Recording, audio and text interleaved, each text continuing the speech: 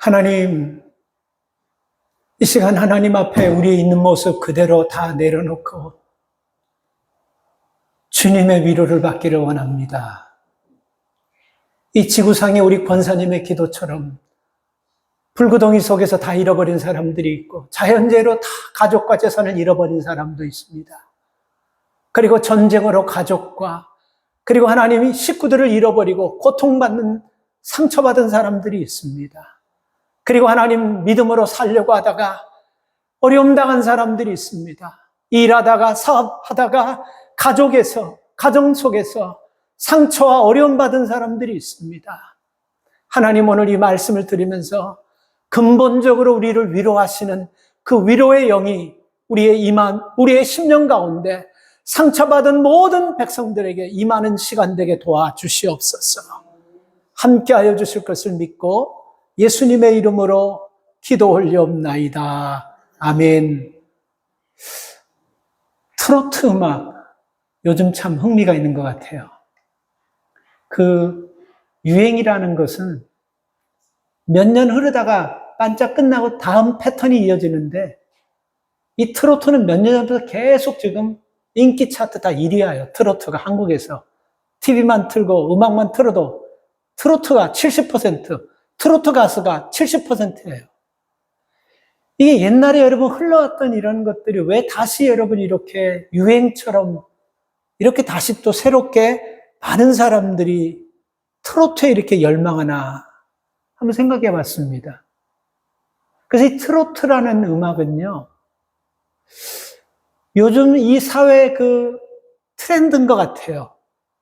그래서 옛날로 다시 돌아가고자 하는 그런 사람들의 마음 심리를 잘 알고 그 트로트가 계속해서 사람들의 마음에 위안을 주고 어떤 사람은 위로를 준다고 하는 사람들도 있습니다. 이 복고 현상으로 말할 수 있는데 복고라는 것은 과거에 있었던 그 반복이나 변형 이런 것들을 얘기한다고 합니다. 그래서 이 복고의 특징은 익숙한 것이라는 겁니다. 익숙한 것.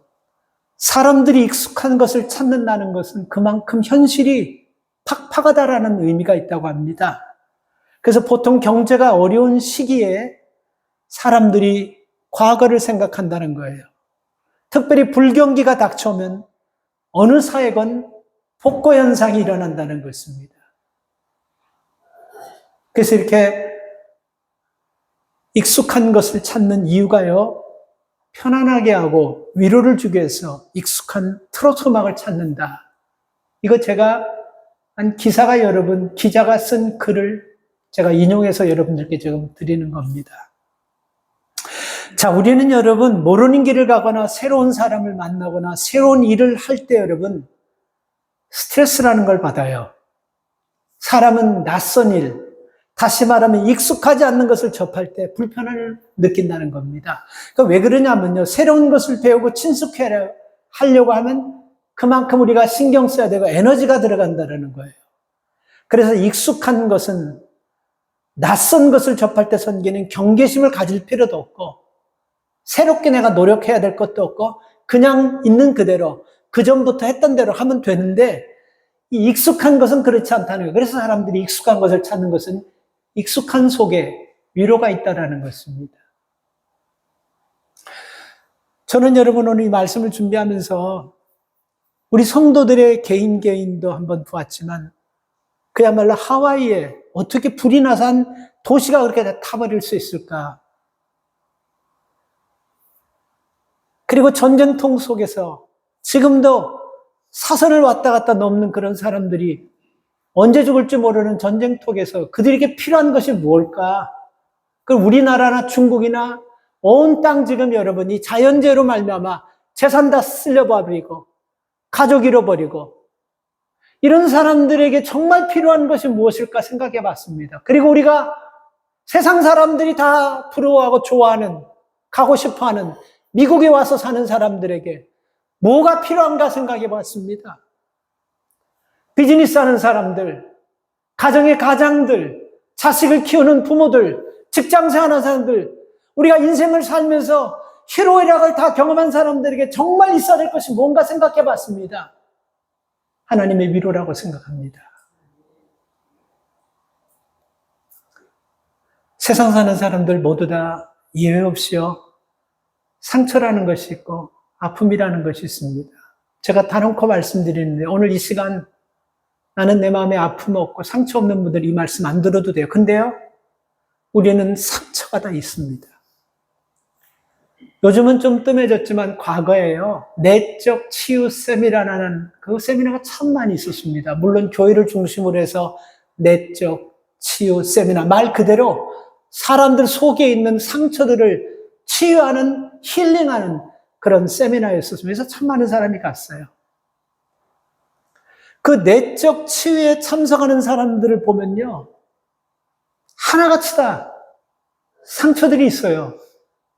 100%입니다.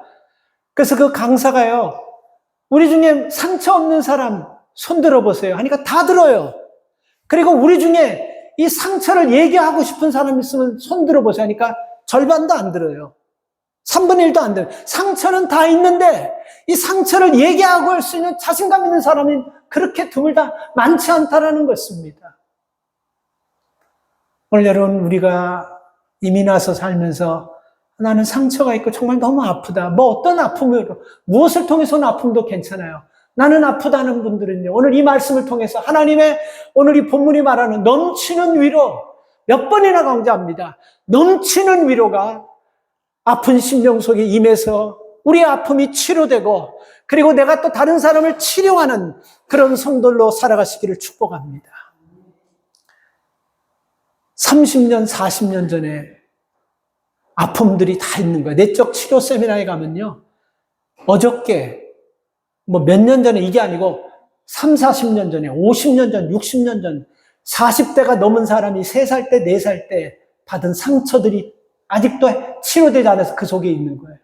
50살, 60살이 다 돼간 분이요, 살면서 어렸을 때 받은 상처들이, 그래서 그 상처들의 통계를 쭉 내보면요, 놀라운 것이 있습니다.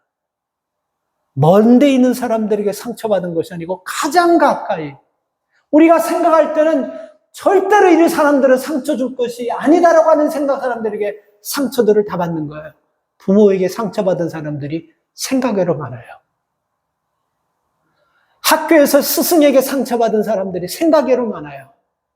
친구들에게 상처받은 사람이 생각외로 많습니다. 가족들에게 상처받은 사람이 생각외로 많아요. 부모 자식 간에 상처받은 사람들이 생각외로 많습니다. 그리고 우리가 살아오면서 다 커가지고 사람들에게 배반해서 상처받는 이런 상처들도 굉장히 커요.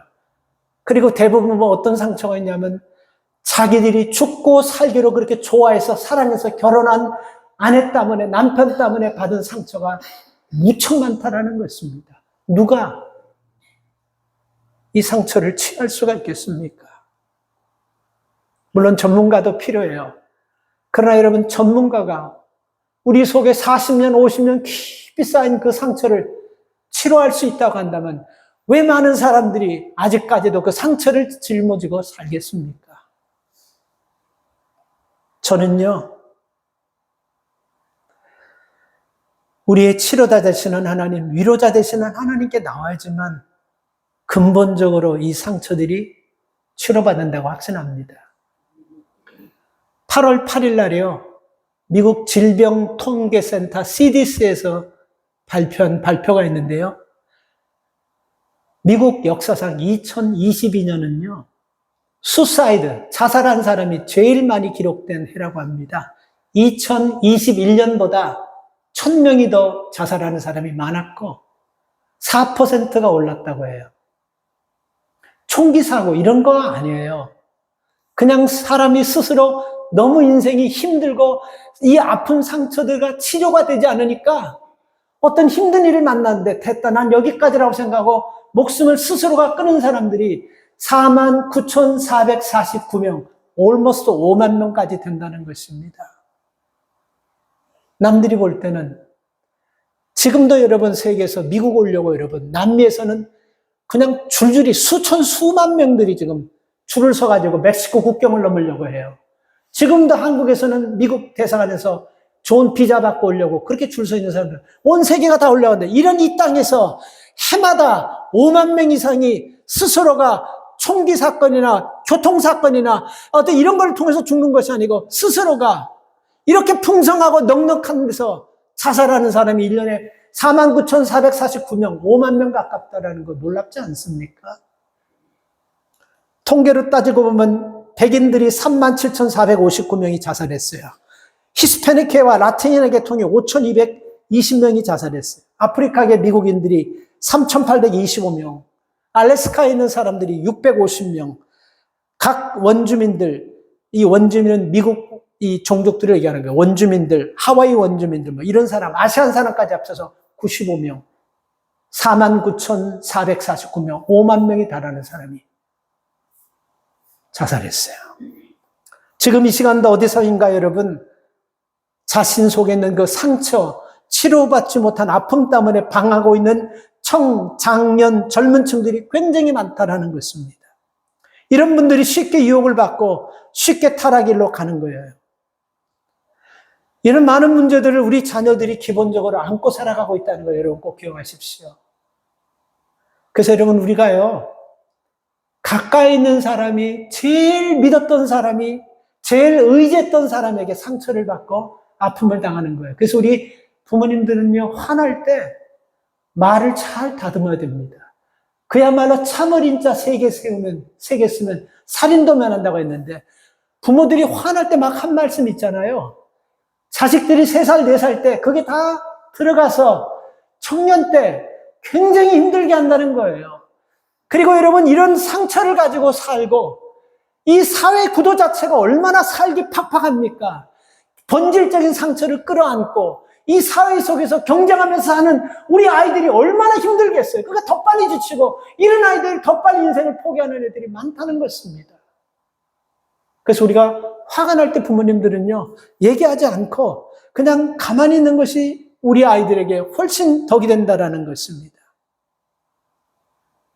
여러분, 이런 상처들은 주님께 나와야지 치료가 되는 것입니다.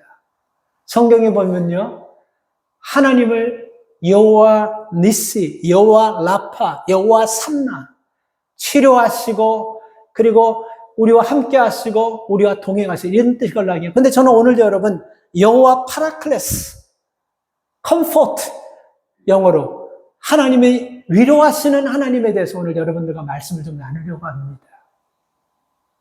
오늘 이 본문 3절 말씀에 보면요, 제가 참 마음에 와닿는 성경 구절이 3절에서 저 하반절에 보면요, 이런 말씀이 있습니다. 3절 끝에 말에 보면요, 자비의 아버지시여 모든 위로의 하나님이시다. 이 말씀이 제 마음에 코어더라고요. 자비의 하나님이시고 모든 위로의 하나님. 그러니까 여러분, 어떤 특정 부분, 이 신앙적인 부분, 영적인 부분, 믿음의 부분에서만 우리를 위로하시는 것이 아니고 everything, 모든 부분에서 하나님은 우리를 위로하시는 하나님이에요. 슬퍼할 일이 없다라는 것입니다. 더 이상 염려할 것이 없다라는 것입니다. 더 이상 고민하면서 근심할 것이 없다라는 거예요. 우리의 모든 것을 위로하시고 우리의 모든 것을 아신다는 거예요. 그래서 두려워하지 말라는 거예요. 슬퍼하지 말라는 거예요. 그 두려움, 그 슬픔, 모든 것을 아시는 하나님이 넉넉하게 우리를 위로해 주신다는 것입니다. 그래서 저는 이 말씀, 모든 것을 위로해 주신다는 그 말씀이 참 제 마음에 너무 와닿더라고요. 사람은 연세가 드신 분이든지 젊은 사람이든지요, 어루만짐을 받아야 되는 이 접촉의 존재들이고 안아줌을 받아야 되는 안김의 존재들이라는 것입니다. 하나님의 어루만짐과 하나님의 안아줌을 받을 때 여러분, 우리가 은혜와 위로 속에서 살아간다는 것입니다. 우리 사람들은요, 심리적으로, 본질적으로 부모의 품에 안기기를 원하는 마음이 있고 하나님께 안기기를 원하는 마음이 있어요. 하나님이 나를 어루만져주고 내가 하나님께 안겨있다라고 생각해 보세요. 질병, 두려움 없어집니다. 사업의 두려움 없어집니다. 가족으로 인한 두려움 없어집니다. 하나님이 나를 만지시고 하나님이 나를 안아주시고 계신다는, 하나님이 나를 위로하신다는 이 믿음이 있으면요, 죽음도 무서움이 없어지는 거예요. 실패, 넘어짐, 이런 거 무서움이 없어지는 거예요. 하나님이 나를 안고 만져주시고 있다라는 그 믿음이 있으면 되는 거라는 거예요. 그래서 여러분, 우리 입에서 이 기도가 좀 끊이지 않기를 원합니다. 하나님, 나를 만지시고 안아주시는 은혜가 늘 나와 함께 해주십시오. 이 고백이 있기를 주의 이름으로 축복합니다.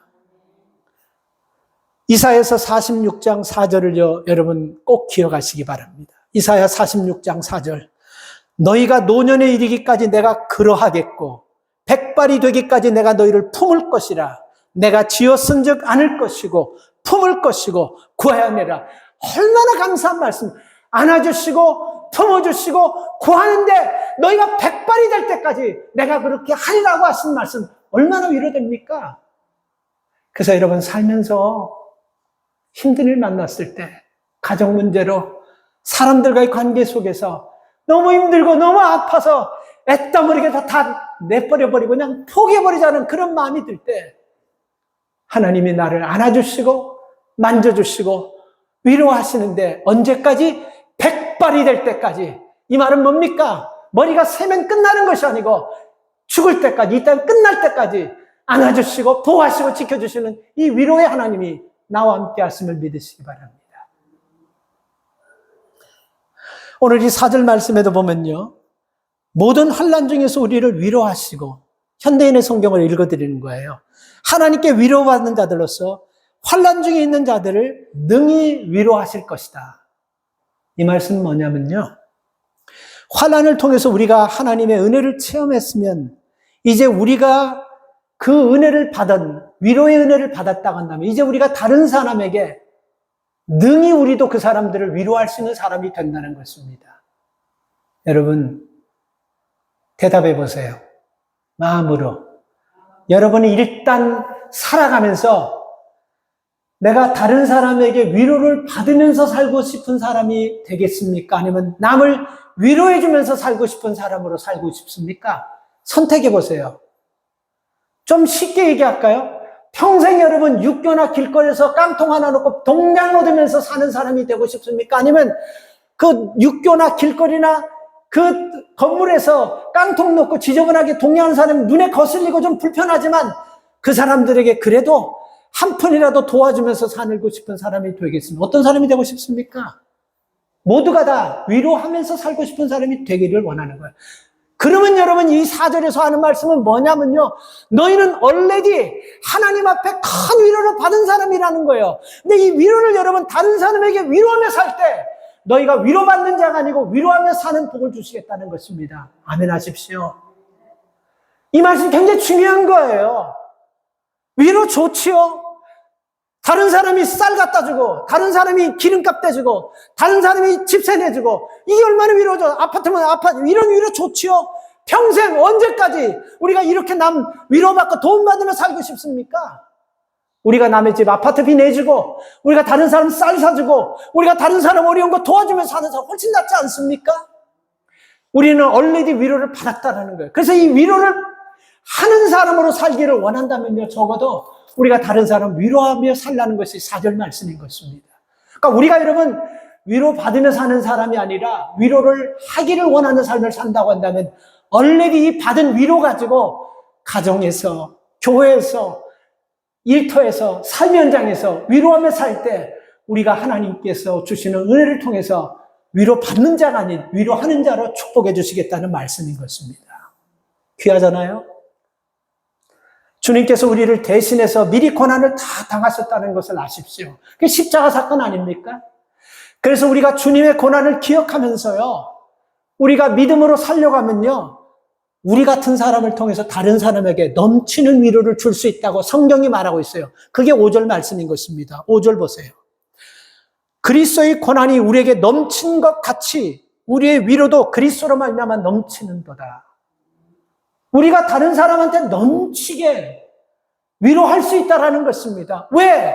우리가 그리스도의 넘치는 위로를 받았기 때문에. 그 위로가 어떤 위로입니까? 십자가상에서 우리 때문에 저주받으시고 고통받으시고 아픔당하시고 수모당하시는 이 모든 사랑, 이 모든 위로를 우리가 넘치게 받았기 때문에 우리가 부족하지만 보잘것없지만 우리가 다른 사람도 그리스도의 사랑으로 위로하면 나는 보잘것없고 나는 인성에도 문제가 있고 나는 형편이 없지만 그리스도의 사랑이 그 사람을 넘치게 위로하게 된다는 거예요.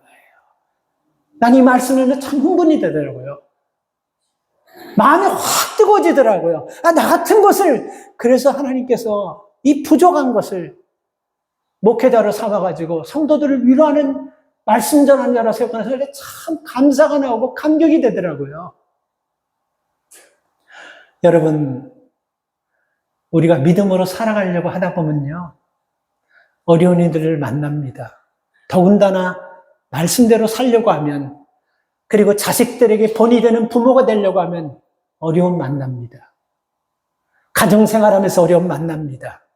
직장생활하면서 어려움 만납니다.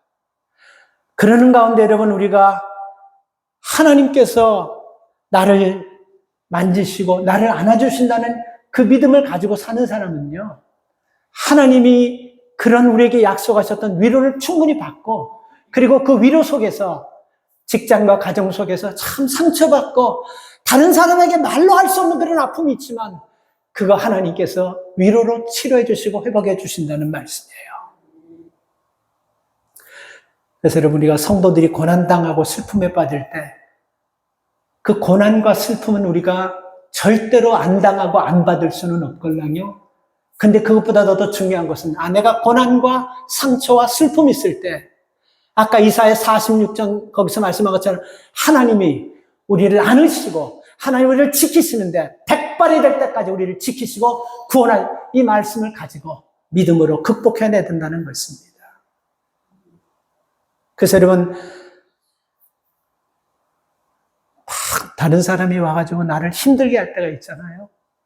좀 그러지 않았으면 좋은데 내 지금 스스로가 지금 내가 있는 일만큼도 내가 지금 처리하면서 감당하기 너무 힘들어가지고 너무너무 힘든데 전혀 생각지 않는 사람이 나를 아프게 하고 힘들게 할 때가 있지 않습니까? 그때 여러분, 우리가 호사다마라는 단어 알죠? 좋은 일 앞에 약간의 어려움이 지나가는 거예요. 이렇게 생각하고 이 믿음 가지고 살면요, 하나님의 위로하심이 있을 줄 믿습니다. 그리고 하나님의 은혜를 끌어오는, 불러오는 그런 믿음이 될 줄 믿습니다. 그래서 여러분, 우리가 고난을 당해본 사람들이 고난받는 사람을 아는 거잖아요. 여러분, 우리가 다 고난 당해봤잖아요. 아파봤던 사람이 아픈 사람을 제일 잘 아는 거잖아요. 그리고 여러분, 우리가 장사하면서 어려움 당해보고 빚져보고 경제적인 어려움을 진짜 힘들게 거쳐본 사람들이 우리가 그 사람들의 아픔을 제일 잘 알지 않습니까? 사람은 뭐예요? 상처 무슨 자랑하라고 준 거 아니에요. 이 상처는 내가 받은 상처를 하나님의 은혜를 통해서 위로를 받았다고 한다면 나처럼 이런 상처받고 이런 아픔 속에서 힘들어하는 사람을 위로하라고 치유해 주시고 회복해 주신 거예요. 근데 그걸 감당하지 못하면 다시 또 우리는 상처 속으로, 아픔 속으로 우리는 또 다시 들어가는 거예요.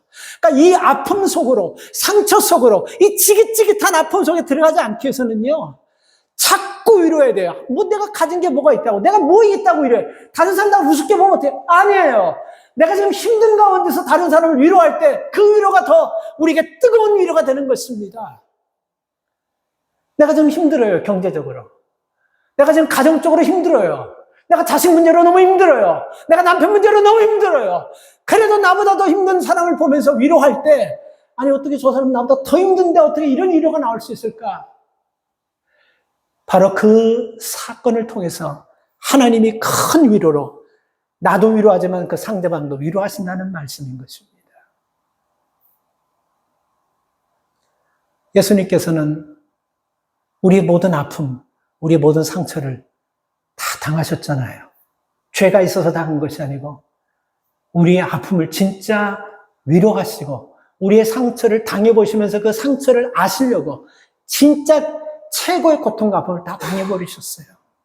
그래서 여러분, 그 예일대 교수하시다가 나중에 여러분 그 교수직을 그만두시고 그 정신박약원에 가가지고 그 박야가 아이들을 돌보면서 사시다가 하드택으로 돌아가신 헨리 나우엔이라는 분이 마지막 저서 중에 상처 입은 그리스도인, 그건 명작입니다. 그건 세계 최고의 베스트셀러 중에 상처 입은 그리스도. 거기서 그분은 이렇게 얘기했습니다. 예수 그리스도는 상처를 입은 치유자입니다. 예수 그리스도는 이 땅에서 많은 사람들에게로부터 상처받았습니다. 그 예수님은 제자의 배신으로부터 상처를 받았습니다. 가족들로부터 거절당하는 상처를 받았습니다. 그 십자가에서 빨개 벗기면서 수모당하고 침 뱉기고 따기 맞고 발로 차이는 상처를 받았습니다.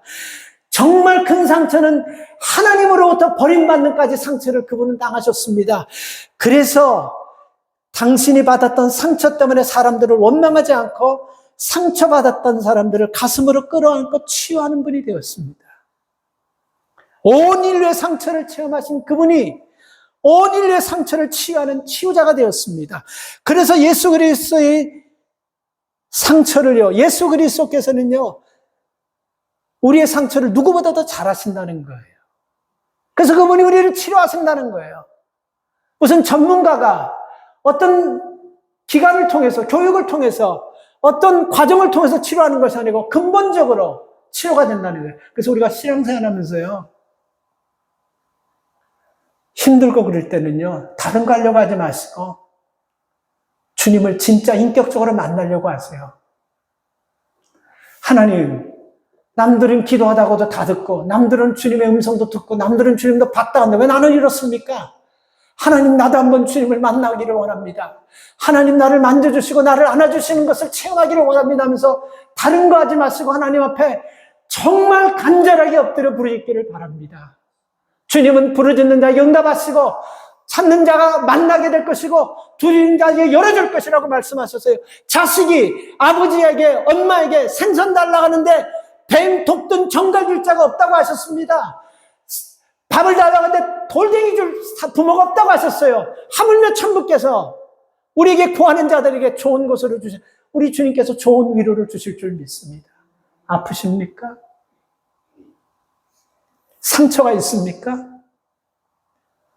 절대 나 혼자가 아니에요. 주님이 나를 위로하시고 계시고, 그리고 우리는 주의 고난 속에서 다 위로받은 사람이에요.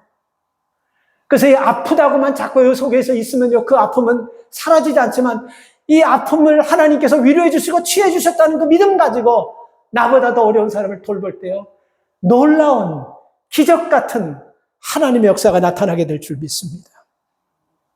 그래서 그리스도인들은요, 기도 잘못해도 괜찮아요. 뭐 성경 구절 50년 60년 믿어도 성경 구절 뭐 한두 번 상관없어요. 성경에 보면 성경 구절 많이 해야지 구원받는다는 말을 없을랑요. 기도 많이 해야지 이런 거 상관없어요. 우리가 오늘 이 본문을 통해서 내가 예수 믿고 뭐를 해야 되나 우리가 발견하고 찾는 은혜가 있기를 주의 이름으로 축복합니다. 예수 믿고요, 나이 드신 분들이나 젊은 분들이나 우리 특별히 나이 드신 분들은 예수 믿고요, 젊은 사람들이 살아보려고 애쓰고 그럴 때 위로의 말을 자꾸 해주시기 바랍니다. 그분들 힘들어요. 너무 힘들어요. 그런데 여러분, 신앙의 선배들이, 나이 드신 분들이 위로할 때 여러분 굉장히 힘이 됩니다. 굉장히 힘이 돼요. 나는 성도 여러분들이요, 저한테 그냥 여러분들이 지나가면서 농담처럼 한마디 하지만요, 내가 그 말을 들으면서 참 위로가 돼요. 너무 힘이 돼요.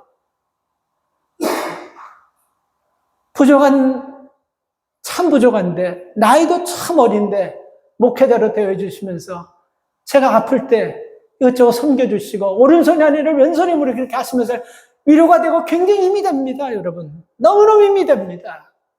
그래서 나이 드신 분들은요, 우리 젊은 사람, 살아보려고 애쓰는 사람에게 자꾸 위로해 주시고 힘 주시기를 주의 이름으로 축복합니다. 젊은 분들은 평생을 자식을 키우면서 고생하면서 사시면서 마지막을 믿음으로 살아보려고 끝을 믿음으로 마무리하려고 애쓰는 그 연세 드신 분들을요, 위로하면서 살 수 있기를 바랍니다. 우리가 이렇게 살 때 마태복음 11장 28절에서 30절에서 예수님께서 하신 위로가 우리에게 올 줄 믿습니다. 수고하고 무거운 짐진 자들아 다 내게로 오라. 내가 너를 편히 쉬게 하겠다. 이렇게 말씀하셨어요. 이 은혜가 있기를 주의 이름으로 축복합니다. 누가 위로를 받습니까? 누가 위로를 받습니까? 애통하는 자가 위로를 받아요. 애통. 너무너무 처절하고 가슴이 찢어질 정도로 아파하고 상처 있는 이런 사람들이 하나님의 위로를 받습니다. 몇 년 된 영화걸랑이요. 굉장히 훌륭한 영화예요. 여러분 나중에 한번 꼭 볼 수 있게 좀 보십시오. Letters to God. 신에게 쓴 편지라는 뜻도 되고 직역하면 하나님께 쓰는 편지. Letter to God. 그 영화에 보면요. 이거 실질적으로 있었던 것을 영화로 만든 거예요. 8살짜리 타일러라는 아이가 있는데 소아암이 걸려가지고 아이가 바짝바짝 말라 언제 죽을 줄 몰라요. 8살이에요. 학교도 못 가고. 온 가족이 다 그 아이 때문에, 타일러 때문에 마음에 근심하고 걱정하고 있어요. 근데 그 아이에게 위로를 주고 용기를 주고 힘을 최선을 다하지만 부모로서 여러분 너무 하루하루 죽어가는 아이를 보면서 안타까워. 근데 그 타일러가 무슨 장점이 있냐면 매일같이 하나님 앞에 고쳐주세요. 엄마, 아빠, 그리고 뭐 가정을 위해서 매일같이 타일러가 편지를 하나님께 쓰는 겁니다. 그게 그 아이의 하루 일과의 가장 최고로 행복한 시간이에요. 그런데 문제는 이 아이가 매일같이 정성스럽게 써가지고 엠블러에다 놓은 그 편지를 하나님 앞으로 전달해야 되는데 이 아이의 편지를 처음에는 몰랐지만 나중에 알고서 걷어가는 이 메일맨 브랜디라는 사람이 참 곤욕스럽고 고통스러운 거예요. 나중에 말도 되지 않는 편지를 갖다가 그냥 거기서 외면했지만 그 부모 얘기를 듣고 그분이 매일 걷어가면서 그게 참 그분이 고통스러운 가운데 있는데 이 브랜드라는 사람은요. 성실한 사람이 아니에요. 형편없는 사람입니다. 술 먹고 막 그 포스트 오피스 와서 막 그냥 그 감점도 당하고 그리고 그 포스트 오피스에서 일하면서 사람과 트러블도 생기고 어떤 날은 안 나와버리고 또 어떤 날은 메일을 가지고 나가서 메일로 간다 하는 걸 어디 저 차 세워놓고 뒤에서 막 자버리고 이런 것도 걸리고 형편없는 사람 막 술정병에 지 시간 막 힘들면 안 나와버리고 얼마나 트러블 메이커입니까? 근데 그 브랜드라는 사람이 원래는 그런 사람이 아니었어요. 이 사람에게도 나중에 그 영화를 통해서 나오지만요. 이 사람에게도 애통할 만한 상처가 있었습니다. 건강한 가정을 꾸렸던 사람이에요. 근데 자기 집 그라지에서 차를 바꿔다가 자기 손으로 자기 아들을 죽여버렸어요. 피가 철철 흐르는 그 자기 아들을 자기가 차에 깔아놓고 그 아이를 데리고 병원에 뛰어가는 그 부모의 마음, 그 브랜드의 마음, 그 사람이 얼마나 고통스럽고 아프겠습니까? 그 상처는 영원히 씻을 수 없는 거예요. 그 아픔은 누구도 위로해줄 수 없는 거예요. 그러니까 그 아픔 때문에 그는요, 알코올을 손에 대면서, 그리고 결국은 사람들과 이거 관계 속에서 다 끊어지고, 아내와도 이혼하면서 너무너무 괴롭고 고통하는 삶을 삽니다. 형편없는 삶을 삽니다. 그래서 그 브랜드라는 사람이 변화되는데, 그 누구를 통해서 변화되냐면, 이 타일러라는 아이가 매일같이 하나님 앞에 쓰는 그 편지를 통해서 그걸 자기가 읽고 자기가 써주면서 대하면서 자기가 변해버려요. 자기 상처가 치료돼버리는 거예요. 그 내용인 것입니다. 사랑하는 여러분, 이처럼 사람이 당하는 슬픔 가운데서 도저히 감출 수 없고 참을 수 없는 이런 아픔들을 우리는 한 단어로 애통이라고 합니다. 여러분들 중에는 이런 아픔, 이런 애통이 없기를 바라지만 우리도 누군가는 타일러처럼, 브랜디처럼 이런 말하지 못하는 애통하는 아픔을 가지고 있는, 상처를 가지고 있는 사람들이 있다라는 것입니다. 그래서 우리는 지금은요, 하와이가 다 땅으로 불로다 타버린 거기만이 아니고, 우크라이나에서 전쟁하면서 오늘 죽을지 내일 모를지 그들만이 아니고, 중국과 한국에서 물난리로 사람이 죽고 전재산 그들만이 아니고, 우리는 모두가 다 지금 위로가 필요한 때인 것입니다. 이 컴포트, 위로라는 것은요, 다른 사람의 괴로움이나 슬픔을 달래주려고 베푸는 따뜻한 말, 행동, 이것을 컴포트, 위로라고 얘기하는 거예요. 살아가면서 여러분들에게 꼭 부탁드리는데 애통할 만한 이런 아픔이 없기를 바랍니다. 그러기 위해서는 우리가 여러분 먼저 선제적으로 이런 애통하는 아픔이 오기 전에 선제적으로 우리가 여러분 다른 사람을 위로하면서 격려하면서 세워주는 삶, 그런 사람들이 되기를 축복합니다.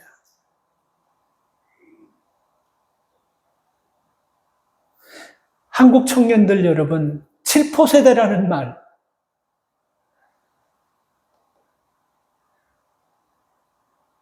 한국 청년들은 7포 세대라고 이제는 결혼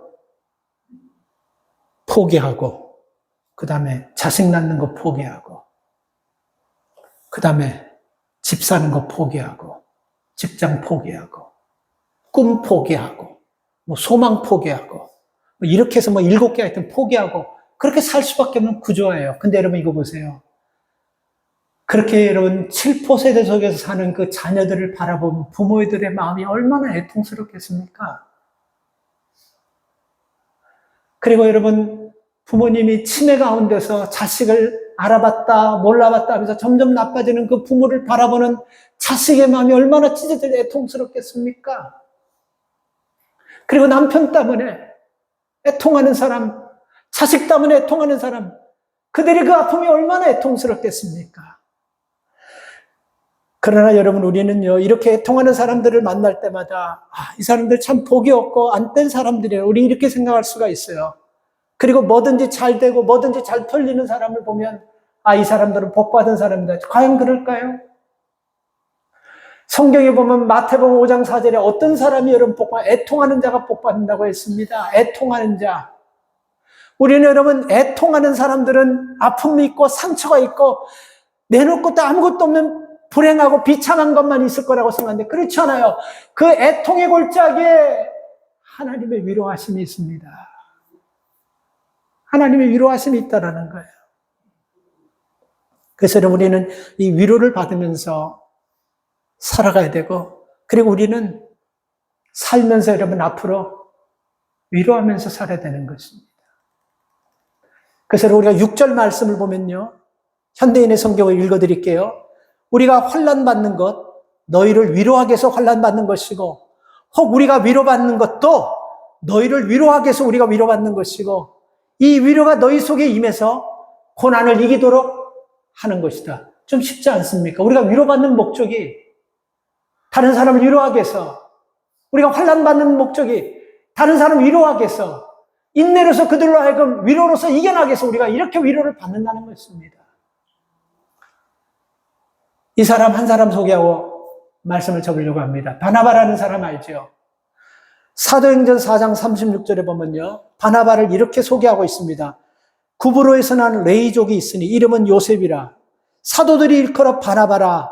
번역하면 위로의 아들이라 하니, 이게 무슨 뜻이냐면 구브로에서 난 레위인이라는 뜻이 무슨 뜻이냐면요, 이 사람은 원래 유대인이에요.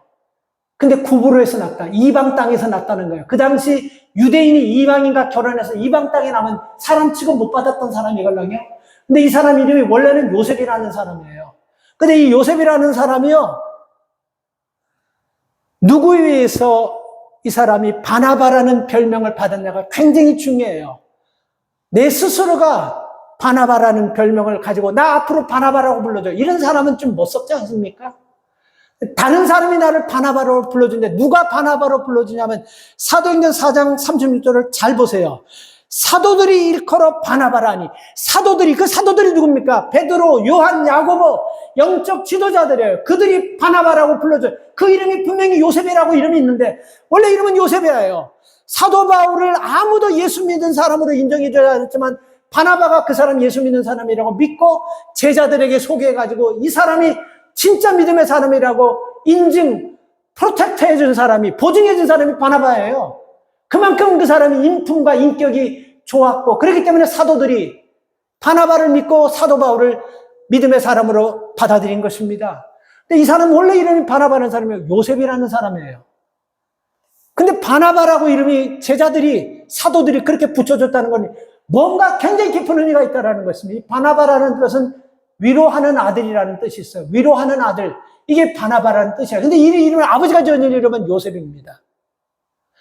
그런데 여러분 사도들이요. 예수님의 제자인 사도들이 어떻게 여러분 이 사람에게 이런 좋은 바나바라는 이름을 요셉이라는 이름도 좋지만 그 이름보다 더 좋은 구체적이고 객관적인 이름 바나바라는 이름을 어떻게 해서 이걸 줘줬을까? 가만히 생각해 봤어요. 그래서 저는 사도들이 볼 때 예루살렘 교회 이 바나바는요. 진짜 복덩어리였던 것 같아요. 성도들이 싸우는데 바나바가 가서 들어주고 위로하니까 그 싸움이 해결되는 거예요. 어떤 사람이 아파가지고 힘들어하는데 그 사람과 만나가지고 바나바가 찾아가서 대화하는데 그 사람이 치료돼 버리는 거예요. 그리고 그 사람이 너무너무 힘들어서 서지 못해서 방황하는데 바나바가 찾아가서 위로하니까 그 사람이 새롭게 회복되는 거예요. 사도들이 이런 걸 보고 저 사람은 요셉이라는 이름보다도 바나바라는 이름이 낫다 그래서 그때부터 이 사람은 본명인 요셉이라는 이름을 쓰지도 않아 버리고 다른 사람이 이 사람을 바나바로 불러줘 그랬어요. 귀한 일 아닙니까? 이 말씀을 묵상하는 가운데 이런 생각이 들었어요. 우리 교회 권사님들 이름 부를 때 최위로 권사님, 박위로 권사님 이름 몰라도 집사님 이름 부를 때 무슨 강위로 집사님, 홍위로 집사님, 백위로 집사님 얼마나 좋습니까? 서로 여러분 위로하면서 살 때요. 하나님께서 넘치는 은혜로 우리를 채워주시는 것입니다. 그래서 내가 좀 아프다고요? 그 아픔 속에 있으면요. 우리는 영원히 남의 동정과 남의 위로만 받을 수밖에 없는 처지지만 그 아픔을 디뎌서가지고 내가 다른 사람 위로할 때 내 아픔이 치유되고 놀라운 위로가 그 사람에게 들어가는 거예요. 메리트 호텔이라는 호텔이 있는데요. 이 메리트 호텔은요, 미국에 1927년부터 시작했는데 이 호텔이 세계적으로 2,700개, 2,800개 프랜차이즈 메리트 호텔이라는 호텔이 있어요. 나도 메리트 호텔을 가봤습니다. 몇 번. 메리트 호텔의 특징이 여러분 아침 브렉퍼스트가 프리나요. 근데 시애틀에 있는 메리트 호텔에서 있었던 일이 인터넷에 떠가지고 여러분들에게 소개하는 거예요. 그 아침 5시부터 새벽 5시부터 9시까지 브렉퍼스트가 공짜예요. 그 시간만 오면요. 그래서 사람들이 아침에 밥 먹으러 오는 거예요. 그런데 여러분 시간이 다 될 쯤 돼가지고 한 남자가 와서 앉았는데 그 레스토랑을 카페테리아 레스토랑을 담당하는 그 종업원들이 이거를 치워야 되나? 저 한 사람 때문에 놓아야 되나 고민하고 있는 거예요. 근데 이 사람이 앉았어요, 테이블에. 근데 앉아가지고 뭐를 가지도 가든지 하지 그냥 그 자리에 앉아있는 거예요, 고개 숙이고. 그래서 여러분 이 종업원들이 빨리 이 아침 시간을 클로즈하고 다음을 준비해야 되는데 이게 안 되니까 거기서 일하는 레스토랑 파트에서 일하는 매트라는 청년이 그 손님에게 찾아갔어요. 손님, 우리가 지금 9시가 되어서 문을 닫아야 되는데 혹시 뭘 드시고 싶은 것이 있으면 이거 테이크어웨이에서 룸으로 가서 드시면 좋겠습니다. 우리가 닫을 시간입니다. 이렇게 얘기하니까 그렇게 얘기했는데도 아무런 고기도 들이지 않고 그냥 가만히 있는 거예요. 그리고 나서 다시 한번 얘기하려고 하는데 그 남자가 고개를 드는데 눈에 눈물이 꽉 고여 있어요. 내가 지금 회사에 출장으로 지금 여기 왔는데 우리 아내가 병원에서 나는 좀 더 오래 살 줄 알았는데 우리 아내가 오늘 새벽에 하나님 품으러 갔다는 얘기를 듣고 그래서 내가 조금 넋을 놓고 있었습니다. 조금만 내가 여기 앉아있다. 나 아침 안 먹어도 조금만 여기 앉아있다가 가겠습니다. 그때 이 매투라는 청년이 알겠습니다. 안녕히 계십시오. 그리고 갔어요. 그리고 나서 그 레스토랑 파트에서 일하는 몇몇 사람이 메모지에다가 그 아내가 새벽에 돌아가셨다는 그 남자에게 그 이름이 샤냐예요. 그 사람에게 위로의 그냥 짧은 글들을 몇 사람이 써가지고 애플파이 따뜻하게 해가지고 커피 한 잔을 갖다 줬어요. 그걸로 끝났어요. 그 사람이 그걸 앞에다 두고 한참 앉아 있다가 그냥 커피만 마시고 올라갔습니다. 그건 모든 것이 끝난 줄 알았어요. 근데 사건은 여기서도 터졌어요. 이분이 샨이라는 사람이 이 메리트 호텔 최고 체어맨 청 회장에게 편지를 썼습니다.